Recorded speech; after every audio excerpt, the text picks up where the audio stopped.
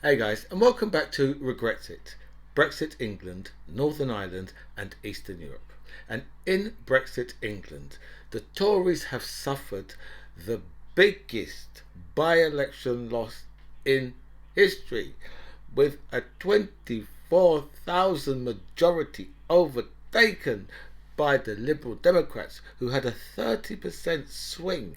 Now, these type of numbers is unheard of. You would never hear of these type of numbers. And then there was the Labour Party in Wakefield, right? Because remember the Wakefield MP, he was the one who got caught, right, when he was messing about with the 15-year-old boy.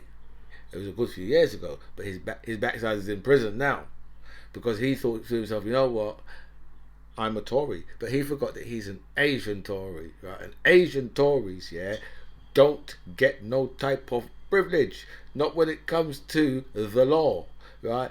If you're an Asian Tory, right, you need to make sure that you keep your ass quiet, right? Because if you don't, right, they will just come up and they'll put you straight into prison because these people think to themselves, you know what, I'm part of them. I'm one of them. I'm in. No, you're not in. You might be part of it, but you're not in with them.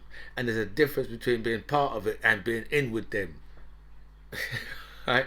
And this Asian Tory, he really found out the truth because the police was like, we're bringing this shit back dead late, right? Because if he was just like a normal person, they would have even been, it was like, nah, they don't bother with that. But they said, he's Asian and he's an official. His ass going to prison. So Labour took back Wakefield, right, with an even bigger swing than they thought. I mean, these swings from because obviously that was a Labour seat because that was part of the Red Wall, part of the racist fools who voted for Boris Johnson, for his oven ready deal, right. No, it wasn't ready for that. It's because they're a bunch of racist motherfucking twats, right? And they're voting against their own interests because their head is filled with racist nonsense. But anyway, right? So that was like a red wall seat, and Boris Johnson only took that seat like what 2 years ago now, but two and a half years ago, 2 and a bit years ago, whatever it was. Right? Took that seat. Right? But in that short space of time, it seems like those people in Wakefield have seen what I've known about Boris Johnson all this time. Because I always thought, from Boris Johnson, the beginning of Boris Johnson, I always thought that he was just a joke figure. I never actually thought, that the people of this country would actually vote to have an absolute klutz like Boris Johnson, right, representing us, right? I mean, who would have actually thought that something like that could possibly happen? I mean, you would have to be stupid, right, to think, yes, of course, we're going to have Boris Johnson, right, in number 10. I mean, he's got to be the smartest person on this island. I mean, seriously, I don't know what was running through these people's minds, right? Because at first, obviously, it was just Boris Johnson's character, right? But then what happened was the right wing, they saw how popular Boris Johnson really was, and they all clung on to him because Boris Johnson is he's not this far right fool that he's making out to be here. That's not who Boris Johnson is, right? Boris Johnson's just going along with whatever's popular. He knew in London, right, it would be popular for him to come into London and say, you know what I'm going to do? I'm going to have an amnesty for all immigrants. Okay, so he came when he wanted to be mayor of London. That's how he came across. I was never fooled by it. There's a lot of people, right, who are Labour voters, right, who will say to you, I did vote for Boris Johnson on that occasion. And say, yeah, of course, because you're a damn idiot, right? Do you know what I mean? Like anybody, right, who's voted for Boris Johnson at any stage, and I can say, that I've never ever voted for Boris Johnson because I've always looked at Boris Johnson as a joke figure, an idiot, a clown. Right, he's always had, he always had that reputation about him, and how these people could actually. But then you see, with the push, right, of the whole Brexit thing, right, that's what pushed him over the line because he just come up with his, with his little slogan, get Brexit done, right? When what getting Brexit done really meant, that things are going to be destroyed in this country. That's what getting Brexit done really meant, right? And Boris Johnson, right, did not have the education, right, to understand that, right? Boris Johnson might be an educated person, right, but when it comes down to it, yeah, this, right, running a country like this, right, as opposed to going to a school and reading to the kids, or busing a bit of Greek, or the other one, right, Latin, right. That doesn't help, right, when you need to run a country. Countries are hard work, right, and you don't, right, put a clown in charge of a country, because they will end up destroying it. They keep tripping over the goddamn big shoes. And welcome back to By Any Means Necessary. Thank you so much for all your messages sent me, and a special thanks to everybody who signed up to my channel. I feel so blessed with so much people that signed up, so thank you so much for that. I'll go for all your messages. I'll answer as many as I can, but I will like all your messages for definite. I think we had like a bit of a shooting, I think in Oslo, at the just before the gay pride festival was supposed to start. And I think two people have been murdered over there, and the police are saying that they're looking at it as if to say like some type of terrorist incident, and it's just very similar type of thing, right? Because over in America, right, they was having gay pride in one of the cities, and someone saw like about 30 guys get into into the back of a U-Haul truck, right, all dressed in like I think khakis. I think there must be a type of chinos, or I don't know what the hell they are. There's some type of khakis, right? I do know black people don't wear khakis, right? But this is khakis, and then they had like a blue tops on, and then some type of face covering or something like that, and they all jumped into the back of a van, yeah. And someone must have seen them and called right. And these guys was on their way down to the Pride to go and start a riot. Do you know what I mean? It's like 30 of them. And I thought to myself, something, right? That's very brave of them, because I can tell you, right, that. I mean, obviously, 30 people to go and start like something like that in Pride, right? I'd say that you're probably going to end up getting yourself murdered, right? Because after people just realise, hold on a minute, there's not hundreds of them, there's only a few of them. And, you've got to remember, yeah, that, I've been to Pride twice, right? There's a lot of straight people who go to Pride, right? A lot of straight people go to Pride. So I could imagine, like, if, like, 30 guys turned up down there, right, and they tried to riot their way through, and there's because it's going to be thousands of people like attending, and I could see those guys getting really battered, right, if they'd managed to get in and do what they wanted to do in the Pride. They had smoke bombs and all that, but that stuff only lasts for a certain amount of time, because after you've done what you've got to do, you've still got to get out of the area. And if people realise, well, there's not that many of you, right, because 30 of yous, right, as opposed to like a few thousand people, right, unless you're the motherfucking SAS, yeah, your ass is going to be in a lot of problems.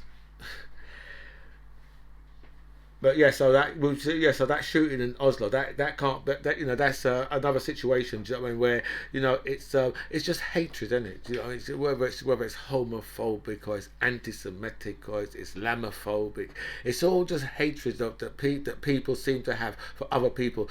Can't let people get on with their motherfucking own lives.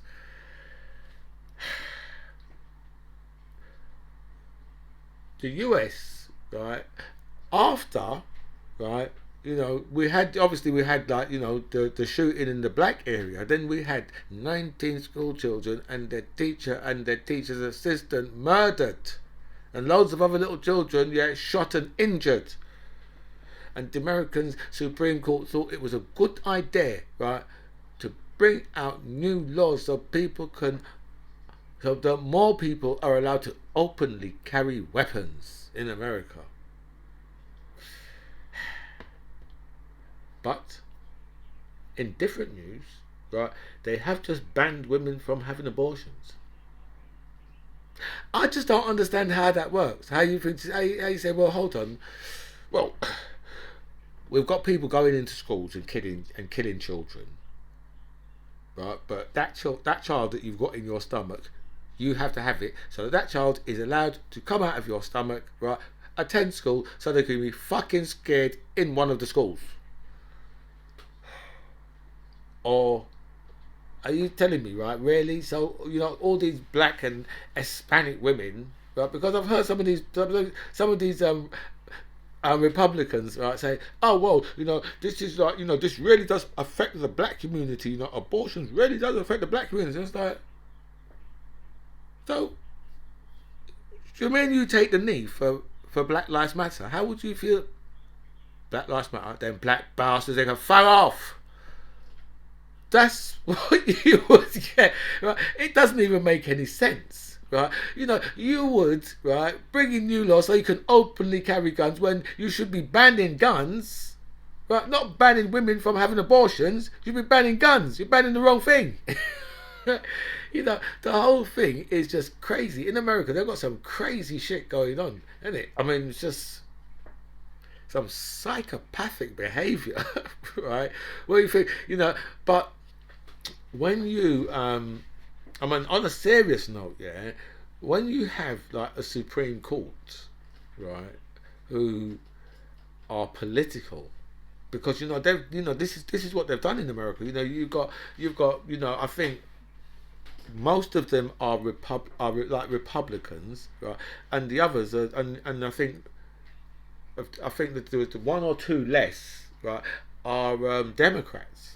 And you think to yourself, what are you running there? What kind of system are you running there? Right. So you've got people on there, right, who actively are against, abortions, and then people who say, well, women should have the choice. It's their bodies, their motherfucking choice. Right. Why don't you try leaving it up to them? Right? Why don't you try doing that? Right? Why do men think it's up to them to get involved, right, in women's business? Keep out of it, right? But the way how they've got it so political, like the Supreme Court in America. I mean, these people have got real problems. I mean, you don't do that, right? And obviously a lot of this was the focus of, obviously a lot of this is on Donald Trump, because he was the one who said, I'm putting these judges in there because they're right wing judges. And you think to yourself, seriously, why don't you just go by the law? Get judges that are just going to go by the law. And the law is grey. Right? The law's not, the law's not black and white. It's very, very grey. Do you know what I mean? So, putting people in there that that think in one way. Right. That's why they've just changed the gun laws, because a lot of these judges, a lot of them will be like, they'll be going out shooting on the weekend and shit like that. So, you're putting people in there that a lot of these things, they've got a direct effect on them themselves. It's crazy the way how they pick their judges, and how they're allowed to, the politicians are allowed to put judges on the Supreme Court and all that type of nonsense. That should have nothing to do with politicians. Politicians and judges should have nothing to do with each other. I mean, if you look in this country, yeah, where when Boris Johnson prorogued Parliament, right, the judges was like, we don't want to get involved in this bullshit, right? This, don't get us involved in politics, right? And then in the end, they had to get involved in it. In the end, right? But the judges was like, "Don't get us involved in it. We don't want to be involved in it." And then, as soon as the judges was forced to get involved in it, the next thing, right? You got the newspapers, enemy of the people. You think, whoa. And that's why the judges were like, listen, don't get us involved in politics. It's got nothing to do with us. Don't get us involved in it. In the same way now, right? They want to, where they want to break away from the European Court of Human Rights. Yeah, they want to break away from that, right? So now they're going to put it on the Supreme Court judges in this country to say, well, because the Supreme Court judges have already seen They've already seen the judgments, right, that's come down from the European Court of Human Rights. So they've seen that. So now, right, they want to change the law and then put it back through to these judges who have already seen what they've said over there. Do you know what I mean? You know, so all of this type of thing, you know, I mean, it's unfair for them to put all these type of things. You know, they're trying to make, right, the courts political. I mean, they've been trying to do it in this country, trying to do it, pushing them into doing things. And as soon as they start getting involved in this type of thing, because you know it's all Brexit related, so as soon as they start getting involved, you have people jumping down on them. Well, these people are enemies of the people. Why don't those judges keep out of it? Right, they're all bloody Remainers. That's exactly what, yeah, because you know what it's like, right? Unfortunately, yeah, the Brexiters, right, are so thick, right? They're just right. It's a joke. That's how thick these people are, and they can fall for this shit every time. 7 days a week they can fall for this shit all the time. Robert Jenrick made a complete fool of himself the other night on TV when he went up against Mick Lynch. Because you know Mick Lynch said to him, right? You know they were speaking like, and they were speaking about like fares and all that. And so Mick Lynch said to him, look, you know the fares are linked to RPI, and our wages are not linked to RPI. And Robert Jenrick, right? The look on Robert Jenrick's face, he looks at him as if to say, "What the hell are you talking about? What's the RPI?" Right? So much so, right? That Mick Lynch had to stop what he was saying at the time, right, and say to him just after he said like the RPI, because he saw the look on his face, so to stop and say to him like the retail price index, right? Because Robert Jenrick had no clue what he was talking about, or there is the other way you could go, that he thought to himself, oh my God, this fool is quoting facts in my face. What the fuck am I gonna do? Right. Is there not a fridge available, or maybe a quick trip to Rwanda to get me the fuck out of this shit? Right? Because Robert Jenrick, you know Robert Jenrick, he's an idiot, right? But that's honest. He's honest, Bob Jenrick, because he's the one who thought it was a good idea to try and save someone that he met at a dinner party, a Tory donor. £40 million. He tried to save him in taxes, right? And I said, well, you know something? If you're trying to save someone £40 million in taxes, all right, you're an MP, and you say, you know what? Don't worry, I'm going to sign that off for you, right? Now, you know, right? The person that you got to say to the person, listen, you know what? I'll do that for you but it's 40 mil, right? I'll have a little 10%, yeah. And if the person says to you, come on, man, 10%, I'll give you 5%. That's £2 million. Yeah, don't worry.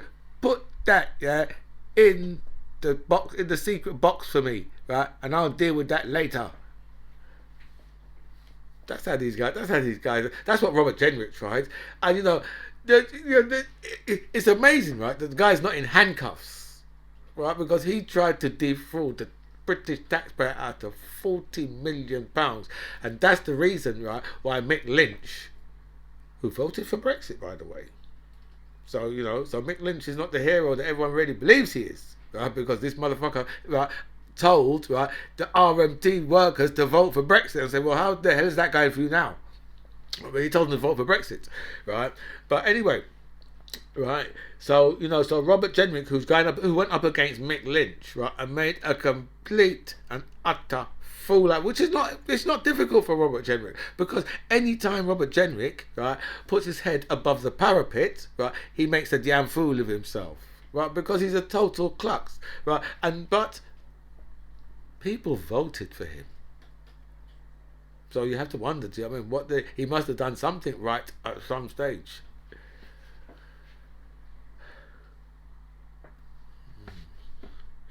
Boris Johnson run off to Rwanda. Obviously, you know, he didn't really want to be here, right, when the by-election was come. But then obviously his Rwanda thing must have been booked from a long time ago, because he's over there with like Prince Charles and that. You know, Prince Charles was over there, and they said to him, "Are you going to go and like see where they're going to be sending the black and brown people that they're sending from your country?" And Prince Charles was like, "No, I've got no time for that." Right? You know, Prince Charles has been criticising the whole thing, but Boris Johnson's in Rwanda, and Boris Johnson he said that people are upset about trivial things that the newspapers have been printing about him. And that's why he lost the 2 seats, right, in such dramatic fashion. It's all the media's fault, because the media, right, have been reporting all of this negative stuff about him and say, well, how about if you just stop doing all the negative stuff, and then the media, right, wouldn't have anything to report on you if you just stopped doing all the negative stuff. But all now, yeah, the knives are out for Boris Johnson, because Boris Johnson's still away. He's away for, like, I think he's away out of the country for 8 days. Right, so right, and you know he can't rush back, because if he rushes to come back now, right, everyone's gonna look and say this is a major crisis if he rushes back, right. So his ass has got to stay where it is, right, and you know, and just try and front it out that way, because he's got people over here that's going to be fighting his corner. You know, you're gonna have, like, you're gonna have possibly the world's worst politician, Nadine Dorries, and probably, the man who puts his hair on in the dark, right, with help, right, from Stevie Wonder, Michael Fabricant. Alright, so you're gonna have, them two are going to be over here beating the drum for Boris Johnson. They're going to be beating the drum hard to Boris Johnson. Do you know what I mean? But I can tell you, yeah, Boris Johnson, right, finished. He's finished. As I can't see him coming, because there's no way he can come back from this, because, like, to lose a majority of 24,000, right, and it's not. This is not Sir Keir Starmer and oh God, what's the other one? And the leader of the Sir Ed Davies, the leader of the Liberal Dems. This is not, right, them winning. This is Boris Johnson losing. All of this is all Boris Johnson losing, because remember how popular Boris Johnson was. Boris Johnson was a very, very popular person. I don't know why, because I've always looked at Boris Johnson as a complete klutz, right? But Boris Johnson, just if you just look a little while, 2 years ago, 3 years ago, Boris Johnson, right? Remember people on the, because Boris Johnson is now asking people to go, all the Tory, workers to go on the doorstep, right, and go and campaign for him, right, and they're not going to go on the doorstep and campaign for him, because Boris Johnson is going to be poisoned on the doorstep, right, in the same way what they've done to Jeremy Corbyn, how they turned Jeremy Corbyn. But this has been done for different reasons. This has been done to Boris Johnson because now the country has seen him in real operation, right. It happened to Jeremy Corbyn because, you know what, right, the newspapers decided, you know what, no, someone who's good, right, for the people of this country. No, we've got to turn the people of this country against that person. You know what really done it for Jeremy? I'll tell you what really done it for Jeremy Corbyn, right, was when he went to Glastonbury. Right, and it was, Jeremy Corbyn. That done it for him. That from there finished him. You know why? Because Glastonbury, yeah, it is, right, it's very much, yeah, a middle class, right. That's what it is, very much a middle class thing, right. There ain't no poor people going to Glastonbury. Right, let me tell you that, right, because Glastonbury cost a ton of money, right, right, cost a whole heap of money, right, to go to Glastonbury, right. It's probably going to cost you, right, depends on what level you're at. Right, but at the lowest level, right, Glastonbury is going to probably cost you £600 at the lowest level, right? That's what it's going to cost you. And when you're talking about, and then you're just talking about like a separate, like a mid-level, and so you're talking about like 12, £1,000 to £1,500 for that week, for them 3 days or however long it is, right? That's what you're talking about. So Glastonbury runs into good money because remember, it's your ticket, very expensive is your ticket. Then you got all your travel, then you got your food, you got tents and all them things there. A lot of people just go to Glastonbury, right, and leave their tent right where it is, right. You could go down to Glastonbury and start a tent business, right, afterwards, because the amount of people who just buy tents and just leave them right down, right? Don't even bother don't even bother pack them up and take them home, right? So all those type of things, right? So it's not cheap, right? And that's what really done it for Jeremy, because they just looked and thought, you know what? There's no possible way that we can have this country go into this in that direction. Right? They've got to make sure that they keep up with their capitalist thing, because their capitalist thing, yeah, is the thing that makes them the real money. Right? And they can't have, right? They can't have, like, all the train services completely run by socialists. I mean, that's no good to have, or the gas and electric, because the price would eventually go down to where it really should be. If socialists are supplying your petrol for you, right, then you'll probably be paying under £1 a litre.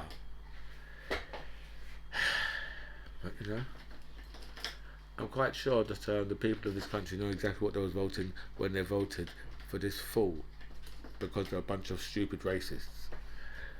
Oliver Dowden has said it's not business as usual. Something needs to be done, and he won't let this shit go on any longer. So he's out the door. And Boris Johnson said, "Don't let the door hit you where the good Lord split you."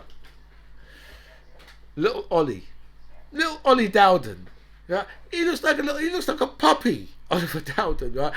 And his resignation letter was just scathing, right?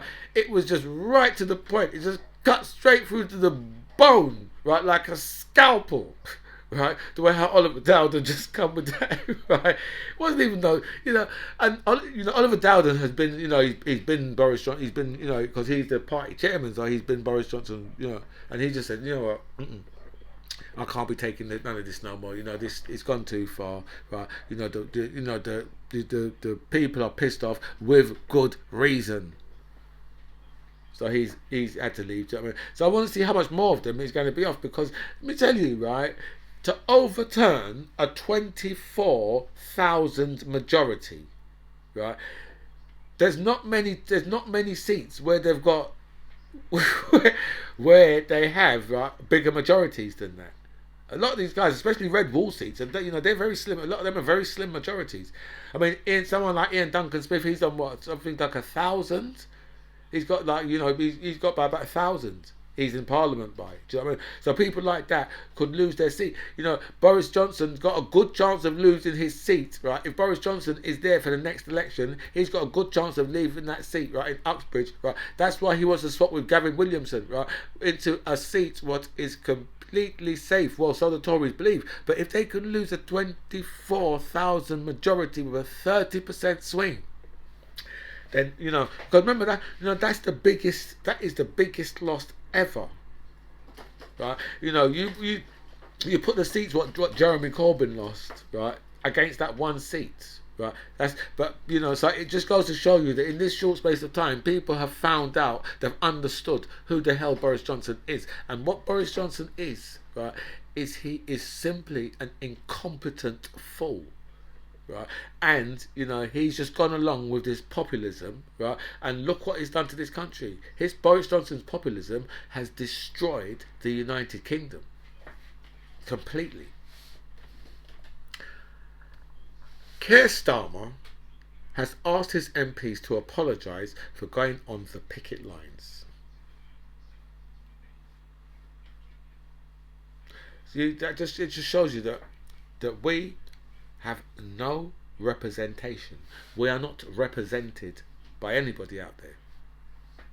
Just goes to show you, we're not represented. I think the only people who really represent us are the Green Party, and they're nowhere in politics.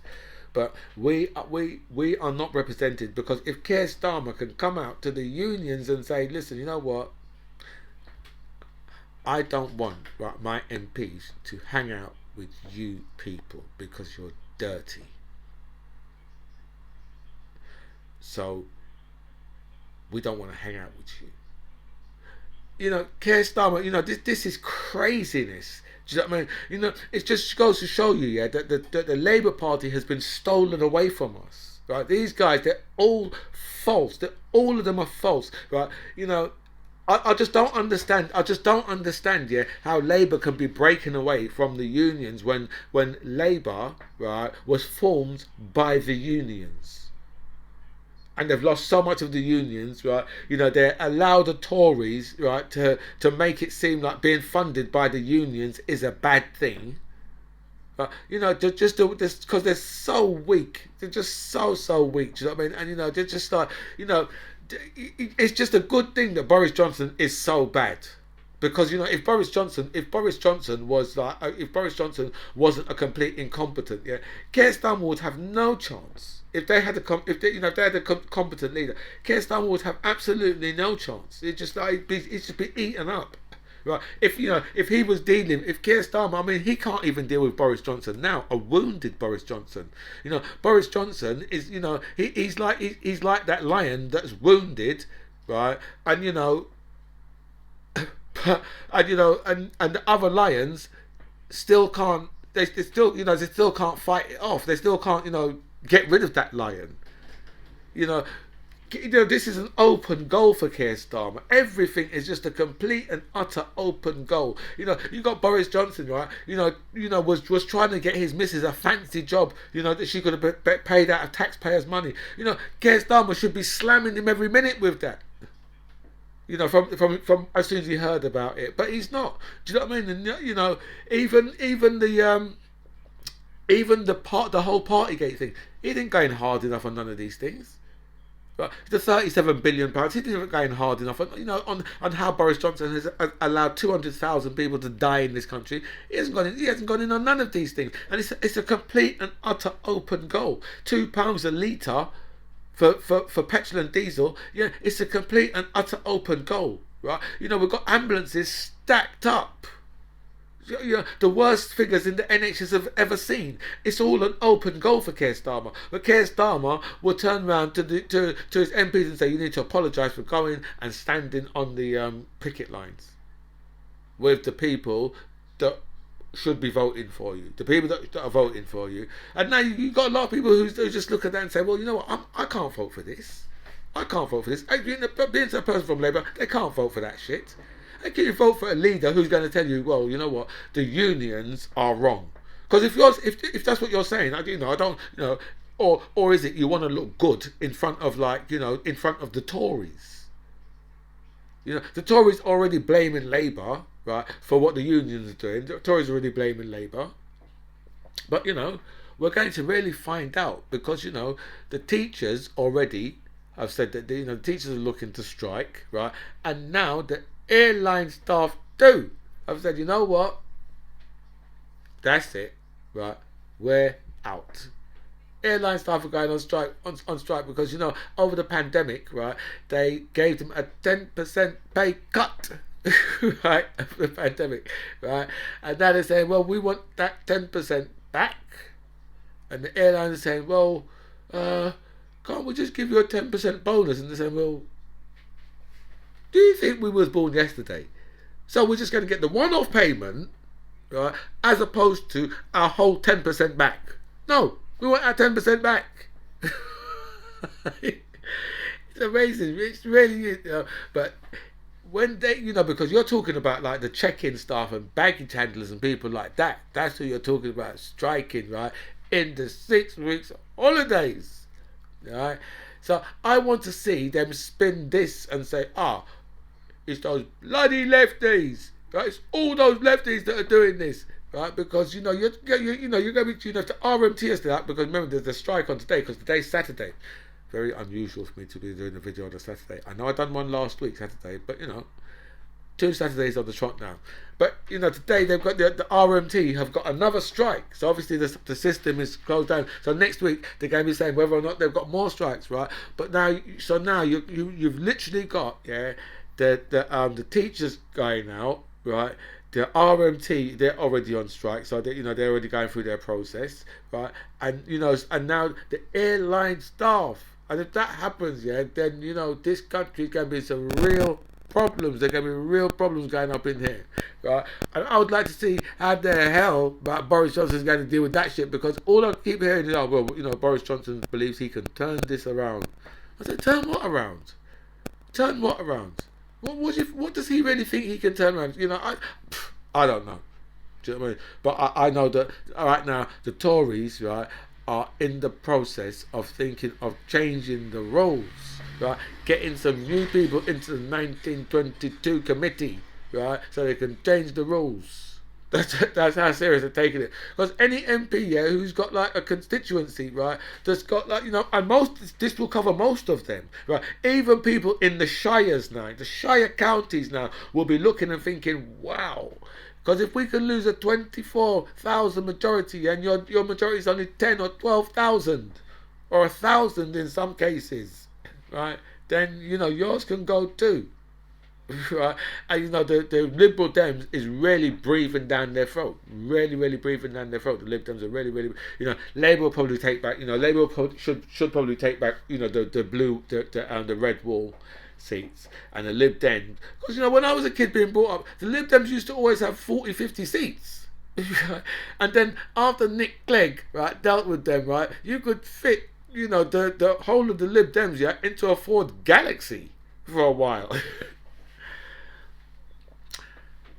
And Boris Johnson has admitted he was too optimistic about his oven-ready deal. Optimistic, or did he know he was just a damn motherfucking liar? But that's what I think he was. I think he just knew he was a damn motherfucking liar, right? Then whether or not he had the actual brain power to actually believe some of the things that he was saying, because you would have to really be thick, right? The things what he was saying, right? When he said, you know what? If anyone tells you about paperwork, send it to me. Right, for him to say stuff like that, because all the time, right, we was all looking and saying, well, no, you're going to have a lot of paperwork, because third countries in the EU, and we're going to be a third country, third countries in the EU have a lot of paperwork to get their stuff into the EU. Right, so we were saying no, and Boris Johnson said, oh no, he went in one room and said to them, there's going to be no border.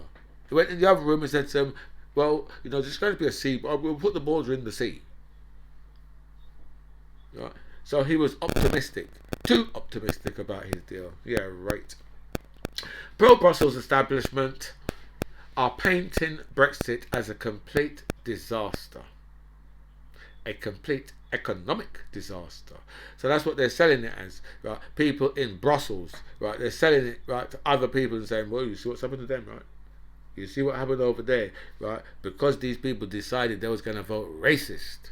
Right, and look what's happened to them now. Right, and these people want to wonder, where the hell is all these boat people coming from? Because of the vote.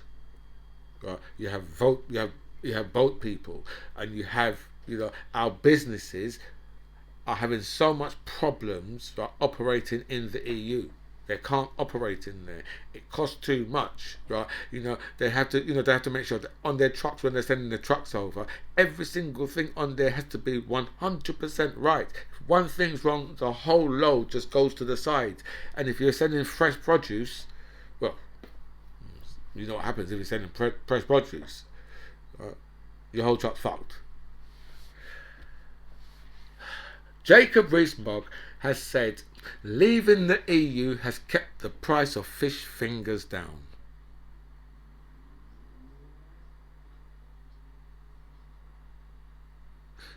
Now, I can remember when I was probably, up to about the age of probably 13, 14, but I was very partial to a fish finger butty. I've never... I mean, with bottles of wine in plastic bottles, and I don't know where to. I really don't know where to go with this, to be honest. Do you know what I mean? Cheap fish fingers. I don't know. I mean, that is. I think I would say, yeah, that is something that we all need in our house. Would be cheap fish fingers. And right, if we could do a deal with New Zealand, right, we can have cheap fish fingers and cheap kiwi fruit. That was another Brexit bonus, by the way. Anyway, guys, look, I've been on for nearly 40 minutes now, so I have to make my way out of here. This, my friends, is By Any Means Necessary. I'm the MC John Ribbs. It was really nice to speak to you guys. Comments below.